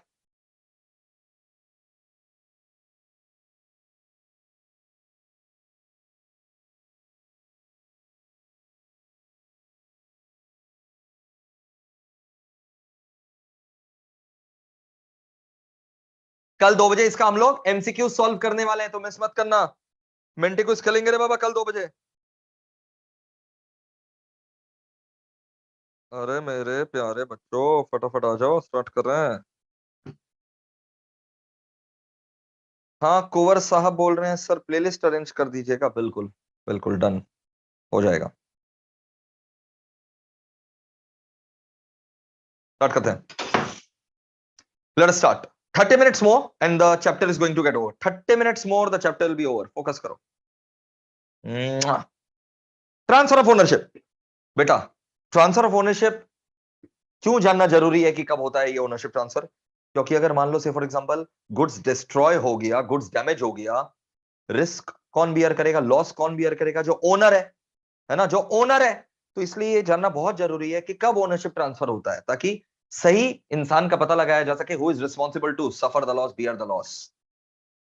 सो मैं आपको पहले बता दूं, ट्रांसफर ऑफ ओनरशिप के केस में अगर स्पेसिफिक गुड्स है, ठीक है, ट्रांसफर ऑफ ओनरशिप के केस में मैं आपको बता दूं, अगर भाई specific goods, ascertained goods, specific goods या फिर असर्टेन गुड्स है, कौन सा गुड्स है?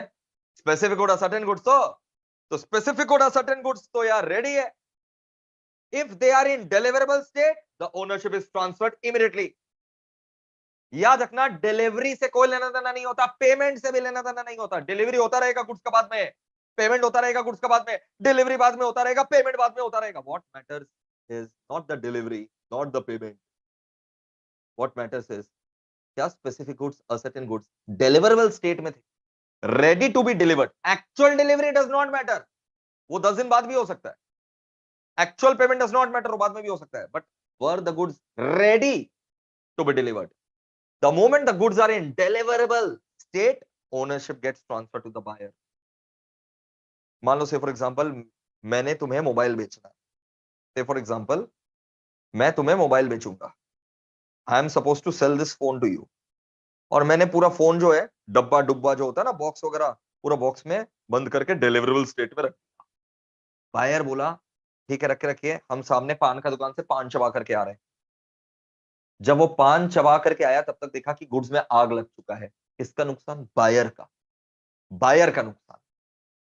मैं पूरा प्राइस गुड्स का वसूलूंगा। आग मेरी दुकान में लगा, नुकसान जो है फोन को हुआ, बट क्या है ना, ये डिलीवरेबल स्टेट में था, और डिलीवरेबल स्टेट मतलब ओनरशिप जा चुका था बायर के पास। तो अब अगर बायर 5 बने जा रहा है, इतना देर में ये गुड्स डैमेज हो जा रहा है, चोरी हो जा रहा है, आग लग जा रहा है, ठीक है, तो ये नुकसान जो है बायर भुगतेगा, मैं तो भैया पूरा प्राइस दूंगा।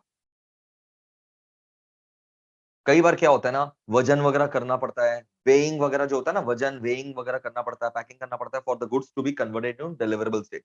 जब तक वजन वगैरह नहीं हो जाता, तब तक पैकिंग जब तक नहीं हो जाता, तब तक गुड्स डिलीवरेबल स्टेट में नहीं माना जाएगा और ओनरशिप ट्रांसफर नहीं होगा बायर को, तब तक वो सेलर के पास।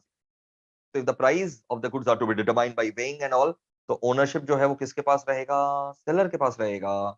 जब तक वो वे वगैरह नहीं हो जाता, तब तक बायर के पास ओनरशिप ट्रांसफर नहीं होगा। क्लियर है सर? अनअसर्टेन गुड्स का अगर बात करें तो अनअसर्टेन गुड्स का ओनरशिप कब ट्रांसफर होता है? Only when the goods are unconditionally appropriated. Unascertained goods समझ में आ गया ना? हाँ सर, अनअसर्टेन गुड्स समझ में आ गया ना? जो बायर खरीदता है गुड्स को डिस्क्राइब करके, बायर जब गुड्स को खरीदता है डिस्क्राइब करके, तो वो होता है अनअसर्टेन गुड्स। अनअसर्टेन गुड्स का ओनरशिप बता दो, अनअसर्टेन गुड्स का ओनरशिप कब ट्रांसफर होता है बेटा? अनअसर्टेन गुड्स का ओनरशिप ट्रांसफर होता है on appropriation of goods, when the goods are appropriated, on appropriation of goods, ठीक है? appropriation of goods मतलब क्या होता है? what do you mean by appropriation of goods? Buyer ने जो गुड्स को डिस्क्राइब किया था ना, सेलर ने वो गुड्स को अलग कर दिया है, डिलीवरेबल स्टेट में कन्वर्ट कर दिया है, बायर को इन्फॉर्म कर दिया है, and buyer has no objection to it, तो बोलते हैं गुड्स अप्रोप्रिएट हो गया। सुन लो, कब बायर ने जो गुड्स डिस्क्राइब किया था, मान लो बायर ने टीवी डिस्क्राइब किया था, तो सेलर ने डिस्क्राइब किया वो टीवी को अलग कर दिया, डिलीवरेबल स्टेट में ट्रांसफर कर दिया, बायर को इन्फॉर्म कर दिया, and buyer is having no objection to it, then the goods are appropriated and immediately the ownership is transferred to the buyer. Clear है सर? मक्खन है सर। ये वाला एग्जांपल एग्जाम में बहुत पॉपुलर है, कौन सा सुन लो, कि मान लो say for example 1000 tin of oil भरना था, याद आ गया ना? 1000 टिन ऑफ ऑयल भरना था सेलर को बायर को बेचने के लिए, 600 टिन भरा, जैसे 600 टिन भरा आग लग गया, 600 टिन भर दिया गया था, उसका नुकसान बायर का रहेगा, और रिमेनिंग 400 टिन जो भरना बाकी था वो नुकसान सेलर भुगतेगा। गुड्स सेंट ऑन अप्रूवल और ऑन सेल और रिटर्न बेसिस। तो गुड्स सेंट ऑन अप्रूवल और ऑन सेल और रिटर्न बेसिस क्या होता है? सेलर जो है ना, बायर को बोलता है आप ये पियानो ले जाइए, ये गुड्स ले जाइए, पियानो मतलब एक एग्जांपल दिया मैंने, आप ये गुड्स ले जाइए, 1 महीना मैं आपको अप्रूवल पीरियड दे रहा हूं, आप 1 महीना तक गुड्स को परखिए, नहीं अच्छा लगा तो 1 महीना के अंदर रिटर्न, नहीं अच्छा लगा तो आप 1 महीना में माल वापस कर दीजिएगा, मैं माल वापस ले लूंगा। तो अभी सेल नहीं हुआ है, ठीक है? ओनरशिप कब ट्रांसफर होगा? सुन लो, जब अप्रूवल पीरियड खत्म हो गया, अप्रूवल पीरियड जब खत्म हो गया और बायर ने माल वापस किया, जब अप्रूवल पीरियड खत्म हो गया और बायर ने माल वापस नहीं किया, ओनरशिप ट्रांसफर हो जाएगा बायर को, ओनरशिप ट्रांसफर हो जाएगा बायर को जब अप्रूवल पीरियड खत्म हो गया लेकिन उसने माल वापस नहीं किया, या फिर अप्रूवल पीरियड मैंने फिक्स नहीं किया था, बट बायर जो है ना रीजनेबल पीरियड के बाद भी गुड्स को रख लिया, ठीक है? या फिर he does something to the good which only owner could have done, उठा करके गुड्स को रास्ते पे फेंक दिया या बेच दिया किसी और को, तब ओनरशिप बायर के पास ट्रांसफर हो जाएगा। या फिर यार सिंपल, बायर फोन उठा करके यस बोल दिया, बायर एक्सेप्ट कर लिया गुड्स को, तो ओनरशिप ट्रांसफर हो गया बायर को। मक्खन sir. Nemo dat quod non habet, nemo dat quod non habet क्या बोलता है? Nemo dat quod non habet, nemo dat quod non habet क्या बोलता है? Nemo dat quod non habet बोलता है, nemo dat quod non habet बोलता है, only an owner can transfer the ownership of the goods. A person cannot transfer anything what he himself does not have. Person cannot transfer anything what he himself does not have. No one can give what he has not got. वाह क्या line है, no one can give what he himself does not have. तुम knowledge नहीं दे सकते हो अगर तुम्हारे पास knowledge नहीं है, तुम किसी को प्यार नहीं दे सकते हो अगर तुम्हारे पास प्यार नहीं है, तुम खुश नहीं हो तो किसी और को भी खुशी नहीं दे सकते, तुम ओनरशिप नहीं दे सकते हो किसी को गुड्स का अगर तुम खुद नॉन ओनर हो। नॉन ओनर लोग ओनरशिप ट्रांसफर नहीं कर सकता, जैसे हायरर ओनरशिप ट्रांसफर नहीं कर सकता, चोर जो गुड्स चोरी किया है वो ओनरशिप ट्रांसफर नहीं कर सकता, लेकिन इसका कुछ कुछ एक्सेप्शन है, जब एक नॉन ओनर भी ओनरशिप ट्रांसफर कर सकता है। There are some exceptional cases, जब आप ओनर नहीं है, नॉन ओनर है, फिर भी आप ओनरशिप ट्रांसफर कर सकते हैं। अगर आप मर्केंटाइल एजेंट समझ में आता है ना, बिजनेस एजेंट। अब तुम सोचो यार, रिलायंस रिटेल जो है, रिलायंस रिटेल साक्षात मुकेश अंबानी नीता भाभी काउंटर पे बैठ करके आपको सब्जी और आलू बेच रहे हैं, कपड़ा बेच रहे हैं, इलेक्ट्रॉनिक्स बेच रहे हैं रिलायंस रिटेल में, सीधा मुकेश अंबानी तुमको माल बेच रहा है? नहीं रहे, ये जो एजेंट्स है, बिजनेस एजेंट्स है, उन लोग तुमको माल बेच रहे हैं। ओनरशिप ट्रांसफर कर सकते हैं? हाँ कर सकते हैं, लेकिन याद रखना यहाँ पर भी एग्जाम में केस स्टडी आ सकता है, एजेंट ने गुड्स को चोरी किया और अपने इलाके में जाकर के बेचा, अगर एजेंट चोरी करके गुड्स को बेच रहा है तब ओनरशिप ट्रांसफर नहीं होगा। ऑर्डिनरी कोर्स ऑफ बिजनेस में अगर एजेंट गुड्स बेच रहा है तब ओनरशिप ट्रांसफर हो जाएगा।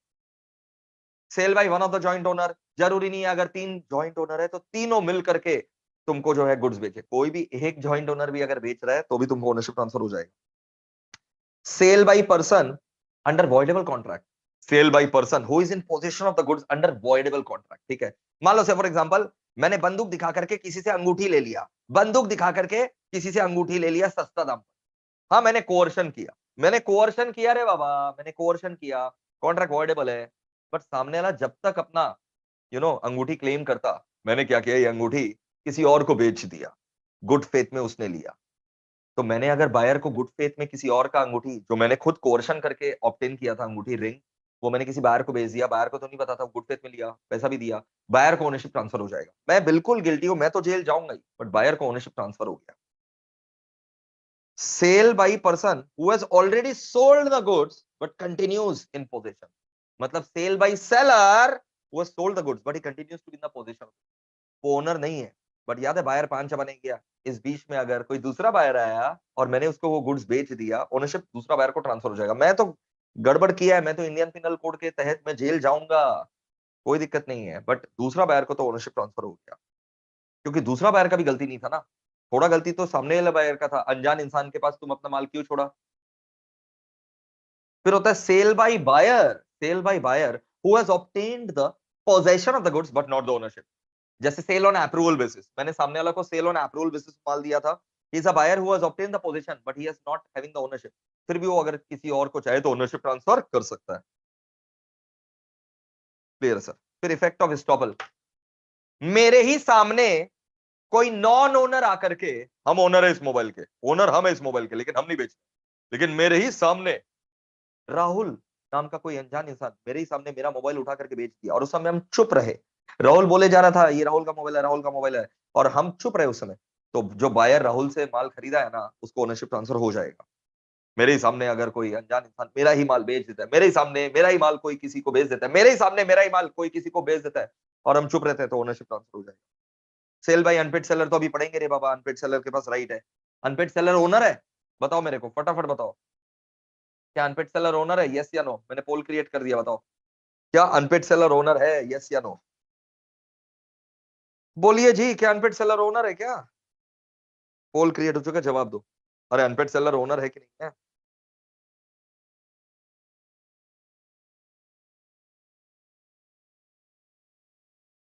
कम ऑन गाइस, क्या अनपेड सेलर ओनर है।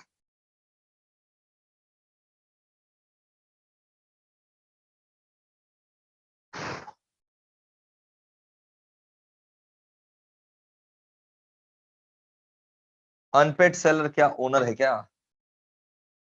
चलो मैं पोल क्लोज कर रहा हूं, फटाफट जिन्होंने अभी तक पोल में पार्टिसिपेट नहीं किया फटाफट पोल करके जवाब दे दो, मैं आप पोल को क्लोज कर रहा हूं। Very very fast. This is why revision is very important, this is the reason that revision is so much important. 59% बच्चे बोल रहे हैं सर अनपेड सेलर ओनर है, 59% बच्चे गलत है, सरासर गलत है, अनपेड सेलर ओनर नहीं है। मैंने अभी थोड़ी देर पहले बताया था ओनरशिप के समय कि पेमेंट अगर नहीं हुआ है उससे ओनरशिप का लेना देना नहीं है, delivery does not matter, payment does not matter, delivery does not matter, payment does not matter in determining the ownership. Unpaid seller is not the owner, owner तो बायर ही है, लेकिन लॉ ने अनपेड सेलर को ये हक दिया है कि देखो अनपेड सेलर, भले ही तुम ओनर नहीं हो, तुम नॉन ओनर हो, लेकिन तुम भाई सताए गए इंसान हो, बायर से दुखी हो, तुम तुम्हारा पैसा मारा गया है, तो तुम जो है भले ही ओनर नहीं हो, ओनर बायर है, लेकिन फिर भी तुम उसका गुड्स बेच सकते हो, क्योंकि उसने तुम्हें पैसा नहीं दिया, तो तुम उसका गुड्स बेच सकते हो। तो क्या अनपेड सेलर ओनर है, बिल्कुल नहीं, थोड़ा बुद्धि लगा, तभी तो एक्सेप्शन में पढ़ रहे हैं ना, एक्सेप्शन केसेस समझ में आ रहा है, जो नॉन ओनर है, ओनर नहीं है, नॉन ओनर, लेकिन कानून ने उन नॉन ओनर को ओनर नहीं बनाया, लेकिन हक दिया माल बेच, तो unpaid seller non owner is not the owner. That is why revision is so important, this is why revision is so important. Video को इतना बच्चे देख रहे हैं, अभी तक लाइक नहीं किया बेशर्मो, तो लाइक कर दो, तभी लेक्चर लगेगा। Sale under other provisions of the act तो पता ही है। कंपनी जब लिक्विडेट होता है तो लिक्विडेटर आता है, कोर्ट लिक्विडेटर अपॉइंट करता है। वो लिक्विडेटर क्या ओनर है क्या? नहीं, लेकिन वो लिक्विडेटर कंपनी का गुड्स एसेट सब बेचता है। Finder of the loss goods, जाओ जाकर के कॉन्ट्रैक्ट का धुआंधार रिवीजन क्लास देखो, ठीक है? तो ये सब अपने ऑलरेडी कर चुके हैं। पौनी कौन होता है सर? जिससे हमने लोन लिया था, अपना गुड्स गिरवी रख करके, गुड्स गिरवी रखा था, लोन डिफॉल्ट कर दिया, तो जो पौनी है ना, जिसके पास गुड्स गिरवी रखा था, ओनर नहीं है लेकिन फिर भी वो माल बेच देगा। मक्खन सर। फिर डिलीवरी का रूल्स तो आप लोग पढ़ ही रखे हैं, एक बार खाली रीड कर लीजिएगा जो जो पॉइंट्स मैंने आपको बताया था। हाँ जी, आ जाइए unpaid seller and auction sale के अंदर।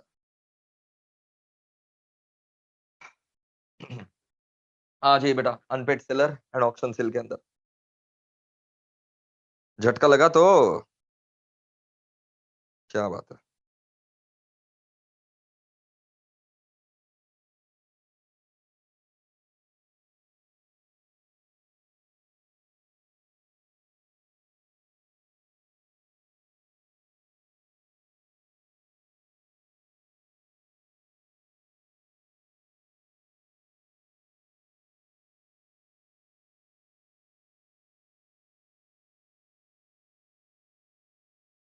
अरे Sandeep, one of my favourite students, I still remember you.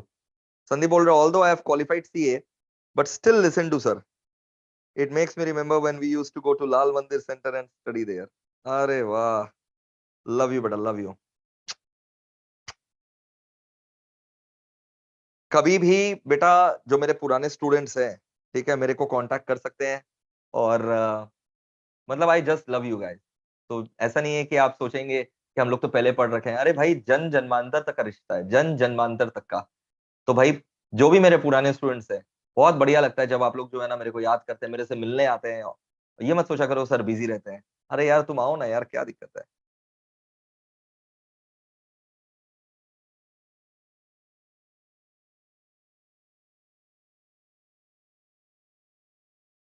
चलो guys, unpaid seller, unpaid seller कौन होता है?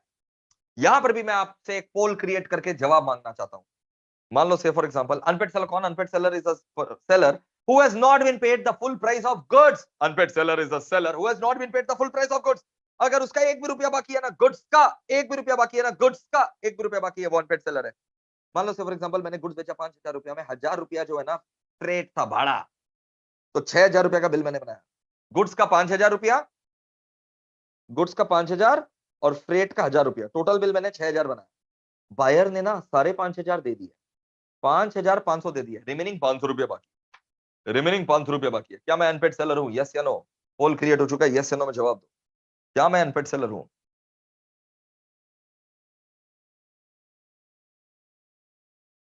Am I an unpaid seller?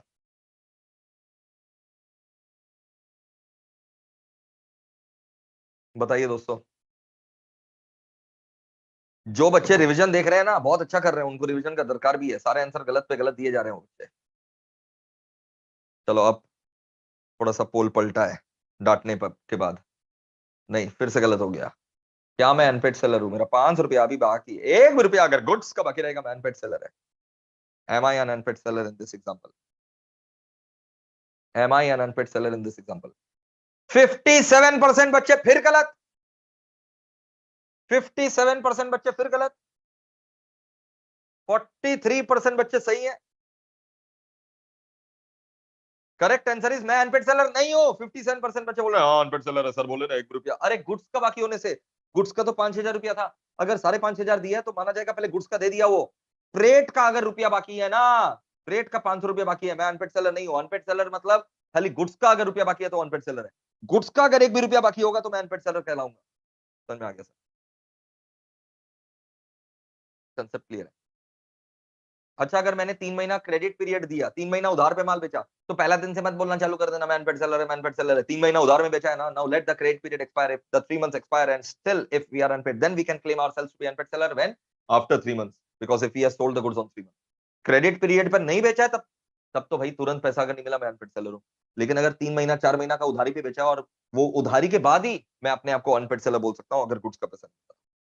या फिर सामने वाला ने मुझे नेगोशिएट, बायर ने मुझे नेगोशिएबल इंस्ट्रूमेंट दिया, बिल ऑफ एक्सचेंज या चेक दिया, वो डिसऑनर हो गया तो मैं अनपेड सेलर हूं। अब अनपेड सेलर का राइट देखो, गुड्स के ऊपर रहता है, गुड्स के ऊपर मेरा 3 राइट है, गुड्स के ऊपर बेटा मेरा 3 राइट है। अनपेड सेलर का राइट गुड्स के ऊपर भी है और बायर के ऊपर भी। सबसे पहले मैं बताऊं, गुड्स के ऊपर राइट ऑफ लियन है, स्टॉपेज इन ट्रांजिट है, रीसेल है। फटाफट सुन लो,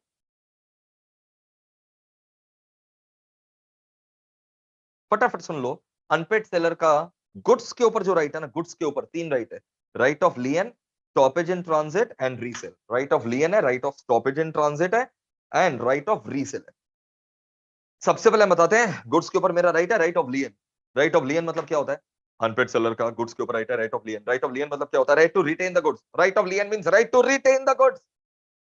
गुड्स है तो रखो, दो मत। सामने वाला मेरा पैसा मार रखा है, हम उसका गुड्स मार लेंगे, टिट फॉर टैट। ईट का जवाब पत्थर से, जैसे को तैसा। तुम मेरा पैसा मारा, अरे बायर तुम मेरा प्राइस मारा, हम तेरा गुड्स मार लेंगे। जब तक तुम मेरा प्राइस नहीं देता हम तेरा गुड्स डिलीवर नहीं करेंगे, हम गुड्स के ऊपर कब्जा करके रखेंगे। इसको बोलता है right of lien, right to retain. But unpaid seller will lose the right of lien. I will lose my right of lien. अगर अनपेड सेलर ने वेव ऑफ कर दिया राइट ऑफ लियन, या फिर गुड्स डिलीवर कर दिया, या तो वेव ऑफ कर दिया या गुड्स डिलीवर कर दिया, या कॉन्ट्रैक्ट में पहले से ही डिसाइडेड था कि हम राइट ऑफ लियन यूज नहीं करेंगे, तो हम यूज नहीं कर सकते। या फिर इस इफेक्ट ऑफ स्टॉपल, मैं इस तरीके से बिहेव कर रहा था थर्ड पार्टी के सामने कि मेरे पास तो कोई लियन है ही नहीं, तो effect of estoppel. If I am behaving कि मेरे पास राइट ऑफ लियन नहीं है, तो सच में नहीं। स्टॉपेज इन ट्रांजिट क्या होता है? स्टॉपेज इन ट्रांजिट ये होता है बेटा कि मान लो से फॉर एग्जांपल मैंने अपने एजेंट को गुड्स दे दिया और बोला जाओ बायर के गोडाउन में जाकर के डिलीवरी करो। मैंने अपने एजेंट को गुड्स थमा दिया और बोला जाओ जाकर के बायर के गोडाउन में जाकर के डिलीवरी करो। अब अचानक से खबर आ गया कि बायर इंसॉल्वेंट हो गया है, तो मैं अपने एजेंट को रास्ते से ही वापस बुला लूंगा। इसको बोलते हैं stoppage in transit. Stoppage in transit का मतलब समझ में आ गया? स्टॉपेज इन ट्रांजिट का मतलब होता है मैं रास्ते से ही गुड्स वापस मंगवा ले रहा हूं, when the goods are in transit because the buyer has become insolvent. Unpaid seller तो मैं पहले भी था, लेकिन ऐसा क्या हो गया कि मेरे को स्टॉप करना पड़ रहा है ट्रांजिट में? बायर इंसॉल्वेंट हो गया। तो the most important condition is stoppage in transit तुम तभी कर सकते हो जब बायर इंसॉल्वेंट हो गया है। रीसेल, रीसेल क्या है बेटा? बायर का गुड्स को अब हम लोग क्या कर रहे हैं? बेच दे रहे हैं। लेकिन बायर को एक बार आखिरी बार नोटिस दे दो कि अगर तुम मेरे को फाइनल पेमेंट नहीं किया तो हम तुम्हारा गुड्स को बेच देंगे। नोटिस देने के बाद अगर गुड्स को बेचोगे तो क्या होगा पता है? अगर अनपेड सेलर बायर को नोटिस दे करके गुड्स को बेच रहा है, तो अगर मान लो गुड्स ज्यादा दाम में बिका, ज्यादा दाम में बिका, तो जो एक्स्ट्रा मनी रहेगा ना वो मेरा ही रहेगा, अनपेड सेलर का रहेगा। और अगर कम दाम में गुड्स बिका तो जो डेफिसिट रहेगा हम बायर से लेंगे। सरप्लस, नोटिस देने का फायदा ये है कि सरप्लस अगर हुआ तो वो हम ही रखेंगे, अनपेड सेलर रखेगा, और अगर डेफिसिट हुआ तो हम बायर से ले सकेंगे। क्लियर है? और हाँ, अगर पेरिशेबल गुड्स है ना, गुड्स आर पेरिशेबल, तब नोटिस वोटिस देने का दरकार नहीं है। जब तक नोटिस देंगे माल सड़े आएगा। पेरिशेबल है तो ऐसे ही बेच, पेरिशेबल गुड्स है तो ऐसे ही बेच, सरप्लस मेरा, डेफिसिट हम बायर से लेंगे। क्लियर है? बायर को हम क्या क्या चीज के लिए स्यू कर सकते हैं? देखो बेटा, अनपेड सेलर ना बायर को स्यू कर सकते हैं, मेरा प्राइस दो, डिले से प्राइस दे रहे हो, देरी से प्राइस दे रहे हो, इंटरेस्ट भी लेंगे, डैमेजेस भी लेंगे, price, interest and damages. This was everything about unpaid seller. Last topic boys and girls, आज का लास्ट टॉपिक बेटा। ये लेक्चर भी खत्म होने वाला 5 मिनट के अंदर। मैं तुमसे रिक्वेस्ट करता हूं हाथ जोड़ करके, कमेंट बॉक्स में कमेंट करना, चैट बॉक्स में नहीं। जब भी तुम ये वीडियो देख रहे हो, कमेंट बॉक्स में पक्का से कमेंट करना, क्या ये सब रिवीजन सेशंस फायदेमंद है? क्या तुम लोग एंजॉय कर रहे हो रिवीजन को? वैल्यू एडिशन हो रहा है ना लाइफ में? लाइफ में वैल्यू एडिशन हो रहा है ना? अभी नहीं, 5 मिनट के बाद कमेंट बॉक्स में कमेंट करना। और याद रखना, हर college group, Telegram group, WhatsApp group में शेयर जरूर करना इस वीडियो को। जितना भी तुम्हारा फ्रेंड ग्रुप है, स्टूडेंट ग्रुप है, कॉलेज ग्रुप है, ये मत सोचना कि कोई ना कोई कर देगा। तुम क्यों नहीं? तुम भी तो मेरे बच्चे हो, तुम करोगे share. Auction sale, section number 64। Auction sale क्या होता है? Sale which takes place by fall of hammer 3 times, sale which takes place by fall of hammer 3 times। तो it's a mode of selling property. हम लोग bids invite करते हैं public से, by inviting the bids publicly, and property sold to the highest bidder. Property is sold to the highest bidder. Clear है sir? जब goods अलग अलग lot में बेचा जा रहा है, तो each and every lot is a separate contract of sale. याद रखना, each and every lot is a separate contract of sale. Completion of contract of sale कैसे होता है बताए तो? Completion of contract of sale होता है बाय फॉल ऑफ हैमर और any other customary manner. Right to bid हम लोग रिजर्व कर सकते हैं। हर एरा गैरा ना तू कह रहा हर आंडू पांडू आकर के बिड करेगा, ऐसा नहीं। राइट टू बिड हम लोग रिजर्व कर सकते हैं। हम लोग बोल सकते हैं किसको बिड करने देंगे और किसको बिड करने नहीं देंगे, ये बात हम लोग डिसाइड कर सकते हैं। ठीक है ना? Yes sir. और रिजर्व प्राइस बिल्कुल हम लोग जो है ना एक बेस प्राइस रख सकते हैं, यहीं से बिडिंग चालू होगा, जीरो से नहीं, एक बेस प्राइस के ऊपर से बिडिंग चालू होगा। प्रिटेंडेड बिडिंग, सेलर अगर अपना आदमी रख दिया है सामने और बोली बढ़वा रहा है, प्रिटेंडेड बिडिंग करवा रहा है, तो contract is voidable at the option of the buyer. Contract is voidable at the option of the buyer. Clear है ना? यस सर, जबरदस्त रूप से क्लियर है। चलो मैं एक बार आप लोग का चैट बॉक्स देख ले रहा हूं भाई। और लेक्चर्स पक्का से जूनियर्स को रेफर किया करो, www.meplclasses.com पर जाकर के वो बुक कर सकते हैं। एंड उन लोग आपको थैंक यू ही बोलेंगे, ये मेरा गारंटी है। चलो गाइस, बहुत बढ़िया लेक्चर था, मजा आ गया यार, मजा आ गया, जबरदस्त था एकदम। कमेंट बॉक्स में कमेंट करके पक्का से बताना how was the revision. Thank you, lots of love, take care, bye bye. Do share the video with everyone. Bye.